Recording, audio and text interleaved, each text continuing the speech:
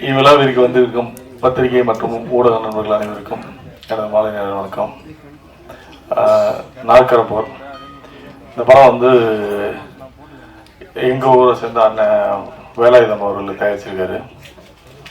But அவர் வந்து என்கிட்ட கதை இந்த படத்தை வந்து சொல்லும் போது எனக்கு ஆச்சரியமாக இருந்தது. இப்படி ஒரு கதையை அவர் தேர்ந்தெடுத்ததுக்காகவே அவருக்கு முதல்ல வந்து நன்றி சொல்லணும், வாழ்த்துக்கள் சொல்லணும். ஒரு புது தயாரிப்பாளர் இப்படி ஒரு கதையை தேர்ந்தெடுத்து பண்ணணும்னு நினச்சது வந்து அவருக்கு உண்மையாகவே அவருக்கு வந்து நம்ம வாழ்த்து சொல்லலாம். அந்த இயக்குனரும் அந்த கதையை வந்து மிக நேர்த்தியாக பண்ணியிருக்காரு. இங்கே வெற்றி தோல்வியெல்லாம் வந்து சகஜம். ஒரு படம் எடுக்கிறோம், உடனே அது நம்ம வெற்றி பெறணும்னு 100 கோடி கலெக்ஷன் ஆகும் அப்படின்றதெல்லாம் வந்து தாண்டி நம்ம வந்து நம்ம சிறப்பாக செஞ்சு நம்ம வேலையை சிறப்பாக செஞ்சுருக்கோமா, அவ்வளோதான். அதுக்கப்புறம் வந்து அது ரசிகர்கள்ட்ட போகும்போது அது எப்படி அவங்க வந்து ஏற்றுக்கிறதும் செய்யலாம், ஏற்றுக்காமல் இருக்கலாம். ஒவ்வொருத்தருக்கும் ஒரு பார்வை இருக்கும். ஸோ அதை பொறுத்து தான் வெற்றி தோல்வியும் தீர்மானிக்கப்படுது. வெற்றி பெற்ற படங்கள் வந்து பெரிய படம் சொல்கிறோம், தோல்வி பெற்ற படங்கள் சின்ன படங்கள் சொல்கிறோம். மற்றபடி பட்ஜெட்டை வச்சுலாம் எந்த படமும் பெரிய படம் சின்ன படம்லாம் இல்லை. சிறிய படங்களே இன்றைக்கி பெரிய கலெக்ஷன்லாம் பண்ணிக்கிட்டு இருக்கு. என்னை பொறுத்தவரை நான் வேலாயுதம் சொன்னது என்னென்னா, இங்கே வர தயாரிப்பாளர்கள் 90% என்னென்னா ஒரு படம் எடுப்பாங்க. அந்த படத்தில் அவங்களுக்கு நிறைய கசப்பான அனுபவங்கள் இருக்கும். அந்த படம் வந்து நிறைய வேதனைகள் பட்டிருப்பாங்க, பொருளாதார இழப்புறாங்க. ஆனால் அது ஒரு அனுபவம் கிடைச்சிருக்கும். அந்த அனுபவம் வந்து அவங்களுடைய முதலீட்டு. அப்போ என்ன பண்ணால் நம்ம விட்ட இடத்துல தான் முடிக்க முடியாது. வெளிச்சம் இருக்குன்றதுக்காக வெளியில் போய் தர முடியாது. அப்போ நம்ம தொலைச்ச இடத்துல தான் தேடணும். நம்ம அந்த சினிமாவில் தான் விட்டுருப்போம். நம்ம இந்த அனுபவத்தை அடுத்ததுக்கு, ஏன்னா அனுபவமே இல்லாமல் ஒரு தொழில், அனுபவமே இல்லாமல் ஒரே தொழில் வந்து தயாரிப்பாளர் தொழில் தான். பணம் இருக்குன்னா வந்து படம் எடுக்கலாம். யாராவது ஒருத்தர் அதை கூப்பிட்டு வந்துடுவாங்க, கூப்பிட்டு வந்து படம் எடுக்க வச்சுட்டு நம்ம வந்து அந்த பணத்தை போட்டு திரும்ப ரிலீஸ் பண்ணும்போது அது ஒரு பெரிய சேலஞ்சாக இருக்கும். ஆனால் அந்த பிரச்சனைலாம் இல்லாமல் வேலாயுதனை வந்து தைரியமாக ரிலீஸ் வரைக்கும் கொண்டு வந்திருக்கான்றது வெற்றி. உண்மையாகவே நீங்கள் உள்ளக்கி. ஏன்னா வந்து இப்படி ஒரு படத்தை எடுத்து ரிலீஸுக்கு கொண்டு வரது தான் நீங்கள் சேலஞ்ச். படத்தை எடுக்க எல்லாம் எடுத்துடலாம்.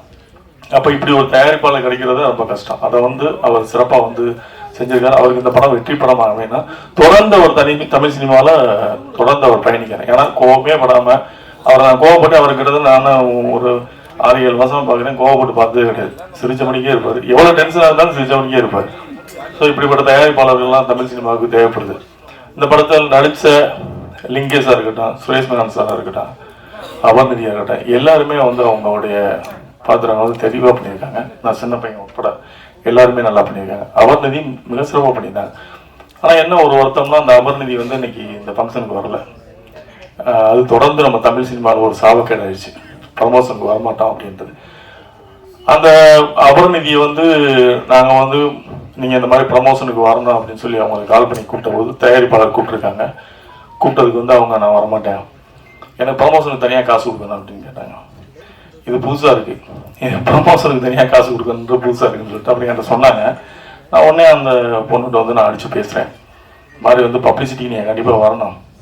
இங்கே வந்து சினிமா வந்து இருக்க நிலைமை ரொம்ப மோசமாக இருக்குது. ஒருத்தர் வந்து ஒரு படத்தை எடுத்து ரிலீஸுக்கு கொண்டு வரான்றதே பெரிய விஷயம்.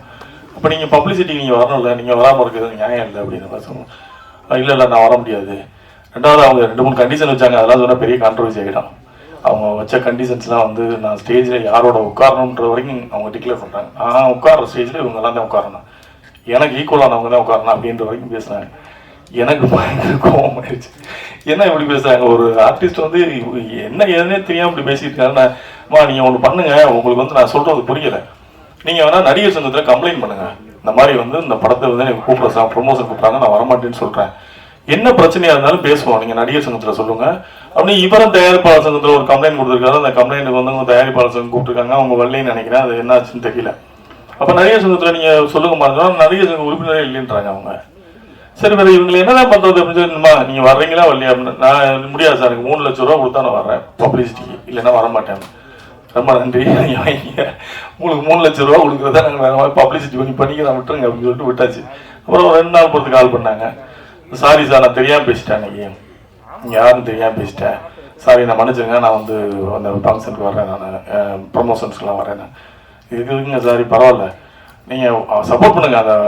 அந்த இயக்குனர் வந்து புதுசாக படம் பண்ணுறாரு, உங்களோட நிறைய கலைஞர்கள் நடிச்சிருக்காங்க, நீங்கள் கொஞ்சம் ஃபெமிலியரான ஆள் வந்தீங்கன்னா உங்கள் சப்போர்ட் கொஞ்சம் யூஸாக இருக்கும், வாங்கன்னு சொன்னேன். அதுக்கப்புறம் என்ன ஆச்சுன்னு தெரியல, அவங்க வரலன்னு நினைக்கிறேன். என்ன சொன்ன, உங்கள்கிட்ட தான் பேசினாங்களா? அவுட் ஆஃப் ஸ்டேஷன்ட்டாங்களா, ரைட்டு, அப்படியே இருக்கு சொல்லுங்க. அவுட் ஆஃப் ஸ்டேஷன்லேயே இருக்கட்டும், உள்ளே வர வேணாம். தமிழ் சினிமாவுக்கு இப்படிப்பட்ட நடிகைகளே தேவையில்லை. அவங்க அவுட் ஆஃப் ஸ்டேஷனே இருக்கிறது தமிழ் சினிமாவுக்கு நல்லது. ஏன்னா இந்த மாதிரி ப்ரொடியூசர்கள் வந்து காயப்படுத்திட்டு பணம் போட்டு படம் எடுத்தவங்களை காயப்படுத்திட்டு அவங்க தமிழ் சினிமாவுக்கு வந்து என்ன பண்ண போகிறாங்க, அவங்க அவுட் ஆஃப் ஸ்டேஷனே அப்படியே இருக்கட்டும். அது இதை கூட இங்கே எதுக்கு சொல்கிறேன்னா, மற்ற தயாரிப்பாளர் தெரிஞ்சுக்கணும்னு சொல்கிறேன். ஒரு நடிகைகள் எப்படி இருக்காங்க அப்படின்றது தெரிஞ்சுக்கணும்னு சொல்கிறேன். இந்த கோமல் சர்மா அந்த படத்தில் நடிக்கல, கூப்பிட்டுருக்காங்க, அந்த வந்திருக்காங்க. நமிதா அவங்க பிஸிலையும் கூப்பிட்றாங்க, வந்திருக்காங்க. ஸோ ப்ரமோஷனுக்கு வரலைன்னா என்னது, அது என்ன ஆக்டிவிட்டின்னு தெரியல. இது ரொம்ப வருத்தமான ஒரு விஷயமா இருக்கு. அப்புறம் எல்லாரும் என்னை பற்றி சொன்னாங்க, நான் வந்து படம் சரியான படங்கள் அப்படிலாம் கிடையாது. எனக்கு வந்து அண்ணன் வேலைதானே வந்து நம்ம ஊருக்காரு, சரி அவருக்கு சப்போர்ட் பண்ணணும் அப்படின்னா. ஏதாவது நல்ல படங்கள்லாம் நமக்கு வந்து சமீபத்தில் நான் மீரா கதிரவனோட ஒரு படம் பார்த்தேன், மிகச்சிறந்த படம். இப்போ சொல்கிறேன், எழுதி வச்சுங்க. அந்த படம் வந்து தமிழ் சினிமாவில் வந்து படம் பெருசாக பேசப்படும். அந்த மாதிரி ஒரு படம் எனக்கு ஒரு படம் பிடிச்சதுன்னா, எனக்கு அந்த படம் வந்து ஏதாவது ஒன்று பண்ணணும்னு எனக்கு மனசுக்குள்ள ஒரு இயக்கிதான் தோக்குறோம்னா தாண்டி எனக்கு கதை பிடிக்கணும். ரெண்டாவது அந்த படத்தில் ஏதாவது ஒரு கருத்து இருக்குன்னா பண்ணுவேன், இல்லைன்னா வந்து அது எனக்கு பெருசாக நாட்டம் போகாது. அப்படிதான் நான் பண்ணுறது. அப்படி பார்க்கப்பட்ட படங்கள்ல இந்த நாட்கார போகிறேன் எனக்கு வந்து இதில் பேசக்கூடிய அரசியல் எனக்கு ரொம்ப பிடிச்சிருந்தது. இது வரைக்கும் யாரும் சொல்லாத ஒரு விஷயம். நான் மிக மிக அவசரத்தில் சொன்ன மாதிரி அந்த கண்டென்ட் மாதிரி இதுலேயும் இந்த விஷயம் வந்து இது வரைக்கும் யாரும் தொடாத ஒரு ஏரியாவை தான் அந்த இயக்குனர் தொட்டிருப்பாரு. அதை நேர்த்தியாக கைவிச்சிருவாரு. ஸோ அதனால இந்த படத்துக்கு வந்து நம்ம ஆதரவு கொடுக்கணும் அப்படின்னு நினச்சிட்டு இந்த படத்துக்கான வேலைகளை ஆரம்பித்தான். தயாரிப்பாளர்கள் முக்கியம் அப்படின்லாம் எல்லாரும் பேசலாம். இன்னைக்கு ஈவினிங் எனக்கு ஏற்பட்ட ஒரு கதை, இவங்கெல்லாம் இதில் பேசும்போது எனக்கு மைண்டில் ஃபுல்லாக அதான் ஓடிக்கிட்டு. இன்னைக்கு சாயந்தரம் ஏற்பட்ட ஒரு கசப்பான அனுபவம். சமீபம் பார்த்தீங்கன்னா, நான் பத்திரிகையாளர்களுக்கு எல்லாருக்குமே நல்ல நண்பர்கள், எல்லாருமே என்னுடைய சகோதரர்கள், எல்லாரும் நான் நெருங்கி பேசக்கூடிய எல்லாருமே நேரடியாக பேசக்கூடிய நண்பர்கள். எல்லாருமே எனக்கு இங்கே இருக்க பத்திரிகையாளர்கள் அத்தனை பேருமே நேரடி தொடர்பில் இருக்கவங்க, எல்லாருமே அண்ணன் தம்பியாக பழகக்கூடிய ஒரு சமீப காலமாக ஒரு வார இதழில் வந்து தொடர்ந்து வணங்கான பற்றி தவறான செய்தி வந்துகிட்டே இருந்தது. எனக்கும் பாலண்ணனுக்கும் பிரச்சனை, பாலண்ணனுக்கு எனக்கும் பணத்தினால பிரச்சனை என்ன சொல்றாங்க. கடந்து போயிடுறது என்ன பஞ்சாயத்து, ஒருவேளை பஞ்சாயத்து இருந்தா நீங்களே வந்து தீர்த்து வச்சுட்டு போயிருங்க, எங்க 2 பேருக்கு ஏதாவது பஞ்சாயத்துனா சரி பரவாயில்ல நீங்களே வந்து தீர்த்து வச்சுட்டு போயிருங்க அப்படின்னு கூட எனக்கு நுழைந்து எதுக்கு எழுதுறாங்க அப்படின்னு. இந்த இது பிரச்சனை ஒரு பக்கம் போயிட்டு இருக்கும்போது இன்னைக்கு சாயந்தரம் அதே பத்திரிகையில இருந்து ஒரு இன்டர்வியூவாக வந்திருந்தாங்க. அதே வார இதழ், ஒரு முன்னணி வார இதழ் இன்டர்வியூவாக வர்றாங்க. அந்த பத்திரிகையில பணியாற்ற அத்தனை பேருமே என்னுடைய நண்பர்கள். அவங்க வச்ச கேள்வி எனக்கு உண்மையாவே மிகப்பெரிய ஒரு கோபத்தை. முன்னால எப்படி நீங்க பத்திரிகையாளர் எங்கிட்ட கேள்வி வைப்பீங்க, ஒரு கேள்வி கேட்பீங்க, நாங்க பதில் சொல்லுவோம், அதுக்கு ஒரு துணை கேள்வி கேட்பீங்க, அந்த என்னோட பதில இருந்து ஒரு துணை கேள்வி கேட்பீங்க. இதெல்லாம் ஜேர்னலிஸ்ட், இவங்க பத்திரிகையாளர்கள். அந்த தரத்துல தான் என்னை பத்திரிகையாளர்கள். ஆனா ஒரு கேள்வி கேட்போம். நான் ரவி பெர்னாட் சார்லாம் அவ பார்த்து பிரமிச்சிருக்கேன் அவரோட கொஸ்டின்ஸ்லாம். அப்படி நான் பத்திரிகையாளர் ரொம்ப நேசிக்கக்கூடியது. ஏன்னா எனக்கு சோசியல் மீடியால யாராவது ரொம்ப அழகா எழுதியிருந்தாங்கன்னா ஆர்டிகல் எழுதினா, கவிதா பாரதியோட ஆர்டிகலுக்குலாம் நான் எனக்கு ரொம்ப பிடிக்கும். அப்படி எனக்கு ஒரு சோசியல் மீடியா அந்த ஃபேஸ்புக்கில் நிறைய பேரை நான் ஃபாலோ பண்ணுவேன். நான் அவங்களுக்கு கமெண்ட்ஸ் கொடுக்குறேன், அதெல்லாம் கிடையாது, நான் ஃபாலோ பண்ணுவேன் அவங்க என்ன எழுதுறாங்க. அப்போ ஒரு இன்டர்வியூ வந்திருக்காரு. இன்டர்வியூ வரும்போதே ஒரு 15 கொஸ்டின் வச்சிருக்காரு. இப்பெல்லாம் கொஸ்டின் கேட்கறது எழுதிட்டு வந்துடுது, ஆஃபீஸில் உட்காந்து ப்ரிப்பேர் பண்ணி வந்துட்டு அந்த கொஸ்டினை வச்சுட்டு ஒவ்வொரு கேள்வியாக கேட்ட கேள்வி எல்லாமே அமைச்சூராக இருந்தது, எல்லாத்துக்கும் பதில் சொன்னேன். கடைசியில் ஒரு கேள்வி கேட்டாரு, பாலாவை வச்சு படம் எடுத்தவங்களாம் ரோட்டுக்கு போயிட்டாங்க, நீங்க எப்போ ரோட்டுக்கு வர்றீங்க? எனக்கு பயங்கர கோபம் வந்துருச்சு. பாலாவை வச்சு படம் எடுத்தவங்களும் ரோட்டுக்கு வந்துட்டாங்க, நீங்க எப்போ ரோட்டுக்கு வர்றீங்கன்னு ஒரு பத்திரிகையாளர் கேட்க வேண்டிய கேள்வியா இது? நான் இதே கேள்வியை திரும்பி அந்த பத்திரிகையாளர் கேட்டேன்னா, உங்களை மாதிரி பத்திரிகையாளர்லாம் வச்சுட்டு இருக்கிற அந்த வார இதழ் அவர் என்னைக்கு ரோட்டுக்கு வருவாரு அப்படின்னு கேட்டேன்னா இது எப்படி இருக்காங்க? எனக்கு ரொம்ப இன்னைக்கு இந்த மேடையில் நான் உட்கார்ந்துருக்கும் போது எனக்கு மைண்ட்ல தான் ஓடிட்டு இருந்துச்சு. இவங்க எல்லாம் பேசும்போதுலாம் எனக்கு அந்த செய்தி மட்டுமே மைண்ட்ல ஓடிச்சு. எப்படி இப்படி கேட்குறாங்க? ஒரு படத்தை கோடிக்கணக்கில் போட்டு எடுக்கிறோம், ஒரு ஒரு ஒரு தகுதியான ஒரு கேள்வி இல்லாம அப்படி நீங்க எப்ப ரோட்டுக்கு வருவீங்க அப்படின்னு கேட்டா இது என்ன கேள்வி, இது எப்படி இது ஏத்துக்கிறது என்னன்னு எனக்கு தெரியல. இனிமேலாவது அந்த பத்திரிகை, நான் பேர் நாகரிகங்கிறது அந்த பேர் சொல்ல கூட விரும்பல, இனிமேலாவது அந்த பத்திரிகை பணிபுரிவர்களும் சரி, அந்த பத்திரிகை நிர்வாகமும் சரி, கொஞ்சம் உங்க செய்தியாளர்கிட்ட கொஞ்சம் அனுபவமான கேள்விகளை கேட்க சொல்லுங்க. ஏன்னா இது எங்களை காயப்படுத்துது. எவ்வளவு வழி இருக்குன்னு யோசிச்சு பாருங்க.